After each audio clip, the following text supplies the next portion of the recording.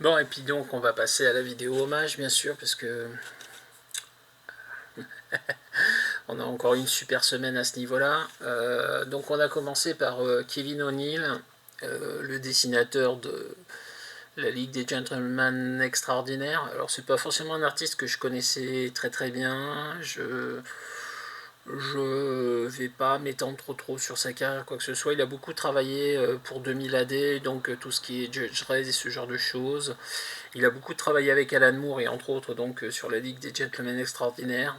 Et puis il est mort là cette semaine, apparemment des suites d'une longue maladie, pas forcément très très âgé, dans la soixantaine. Euh, voilà, donc ça c'est la première baffe. La deuxième, bah, c'est Carlos Pacheco, qui donc je le disais avait la maladie de Charcot et avait décidé d'arrêter sa carrière fin septembre après une dernière couverture. Et moins d'un mois et demi après, ben, on apprend son décès à l'hôpital. Il y a eu tout un pataquès au niveau du fait qu'il était décédé ou pas décédé. Visiblement, les annonces étaient un petit peu anticipées puisqu'il était encore en vie en soins palliatifs au moment où l'annonce a été faite. Mais bon, ça s'est confirmé malheureusement quelques heures plus tard et donc on a perdu Carlos Pacheco, le dessinateur de Avengers Forever pour moi, même s'il a fait beaucoup d'autres choses que j'ai adoré.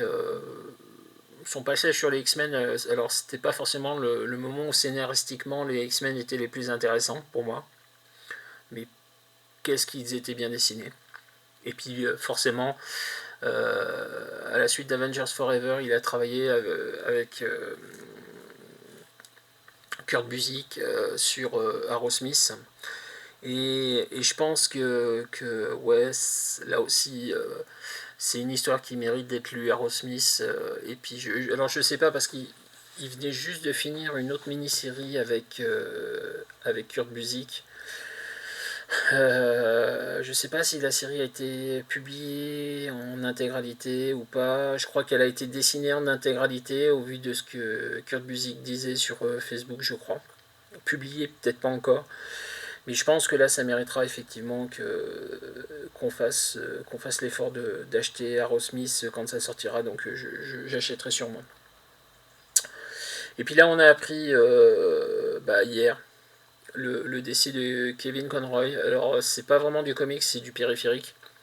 Mais c'est lui qui, pendant de très longues années aux États-Unis, a fait la voix de Batman dans les dessins animés. Il a commencé avec la fameuse série des années 90 qui a marqué tant et tant de jeunes enfants à l'époque. Bon, moi j'étais un peu grand donc ça m'a marqué, mais pas en tant qu'enfant. C'est le privilège des dieux. J'étais marqué en tant que pas enfant. Et autant l'adaptation française pour un dessin animé était plus qu'au potable, on va dire. C'était pas non plus exceptionnel, mais c'était plus qu'au potable.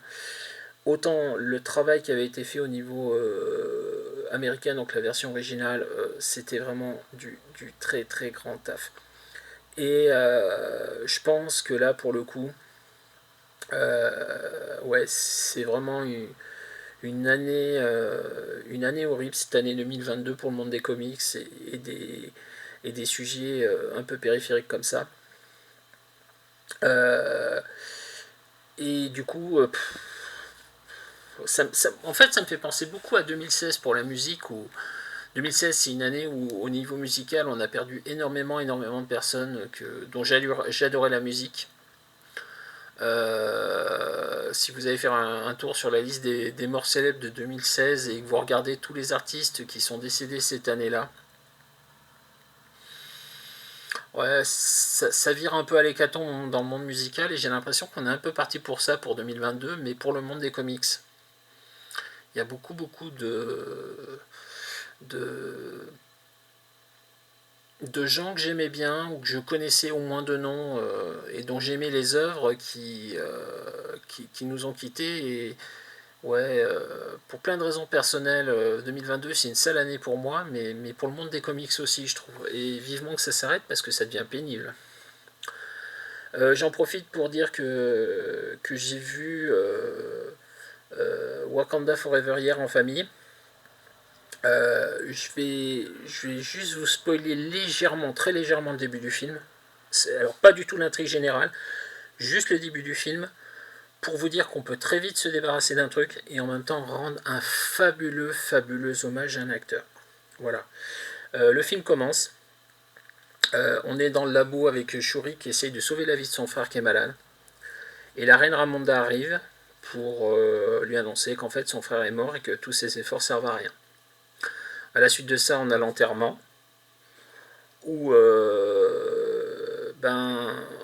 on est sur un face-à-face entre d'un côté des gens qui dansent, qui sont en blanc, c'est très lumineux, c'est très, très festif, et un peu ce qu'on peut connaître dans les enterrements à la Nouvelle-Orléans pour ceux qui connaissent ou ce genre de choses, où en général on fête la vie des gens plutôt que leur mort. Ça s'apparente un peu à ça. Et la tristesse affichée de Shuri pendant tout ce déroulé qui dure 4-5 minutes, quoi. Et ça se termine, donc le cercueil de T'Challa s'envole dans un vaisseau, le vaisseau s'en va. Et on enchaîne sur le générique que vous connaissez tous de Marvel, sur Marvel Studios, sauf qu'au lieu d'avoir toutes les images de tous les personnages Marvel, on n'a que des images de Chadwick Boseman dans Black Panther. Et on bascule après ça sur un an plus tard et on enchaîne sur la vraie histoire du film, que là je ne vais pas vous spoiler. Et je voulais vraiment marquer le fait que l'absence de T'Challa dans le film, elle est torchée en 3 minutes. C'est-à-dire que dans la suite du film, on parle de la perte de T'Challa, du manque de T'Challa, de tout ce que vous voulez de T'Challa, mais on parle plus de T'Challa. Par contre, avoir réussi dans ces 3-4 minutes à condenser toute la peine, toute la souffrance que les acteurs ont pu ressentir à la perte de leur camarade acteur, et puis toute l'importance que cet acteur a pu avoir pour le rôle et pour l'univers cinématique de Marvel, ouais, j'ai presque envie d'applaudir parce que c'est vraiment un bel hommage qui fait pas dans le pathos, qui fait pas, voilà, c'est pas forcément larmoyant, même si j'avoue que, allez, je suis grand, je peux l'avouer, j'ai versé une petite larme à ce moment-là parce que franchement c'était vraiment très très très émouvant, mais ça fait pas dans le pathos, ça va pas vous chercher les larmes elles viennent naturellement en fait. Je me suis pas senti forcé de pleurer en fait, comme je peux le sentir des fois, et du coup ça marche pas du tout, je pleure pas quoi. Là, je trouve que pour le coup, il faut rendre hommage à ce niveau-là au réalisateur, c'est Ryan Coogler, je crois, ou Coogler, je sais plus, qui a fait vraiment un beau travail d'hommage, tout en se débarrassant du problème T'Challa rapidement, et sans forcément avoir à en faire des caisses et des caisses.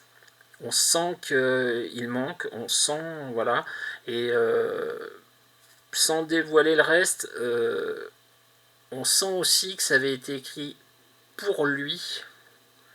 Et il y a quelques petits trucs qui chagrinent un peu parce qu'on sent que, pour le coup, ce qui se passe sans lui, ça a été vraiment adapté parce qu'il fallait, quoi.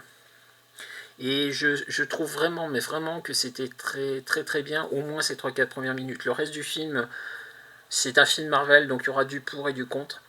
Et chacun a son avis, il n'y a aucun problème là-dessus. Mais ouais, je trouve pour le coup que ces 3-4 premières minutes de film sont vraiment génialissimes. Voilà. J'en dirai pas plus sur le film. Moi j'ai adoré. J'ai vraiment trouvé génial. Ça ouvre plein de portes sur plein de choses. On en prend pour notre grade, nous les Français, ce qui une fois n'est pas coutume, et très bien aussi, parce que on est très fort pour juger les autres, mais on oublie un petit peu de balayer devant notre porte de temps en temps. Et puis, moi j'ai passé un bon moment, même si le film 2h40, ben, je ne les ai pas vus passer parce qu'il se passe plein de choses et c'est vraiment hyper intéressant. Mais 2h40 quoi. Je suis sorti, ouais, je pouvais pas enchaîner un deuxième film derrière, clairement pas parce que j'avais besoin de souffler. Mais franchement, non, très très bien. Et ouais, je vous dis, j'ai vraiment l'habitude d'essayer de pas spoiler les films pour les gens qui l'ont pas vu. Là, j'avais vraiment envie de vous parler de ce début de film là parce que encore une fois, c'est 3-4 minutes, ça lance plein de choses pour la suite, mais c'est pas essentiel à la suite. Voilà, et je trouve vraiment que pour le coup, c'est vraiment très très très très bien fait. Voilà, c'est vraiment très bien amené et ça apporte une certaine forme de bienfait au départ de Chadwick Boseman, de lui rendre hommage comme ça, de dire voilà, ouais t'es parti, mais on t'oublie pas. Voilà, je n'irai pas plus loin là-dessus, je vous laisse là-dessus et à très vite.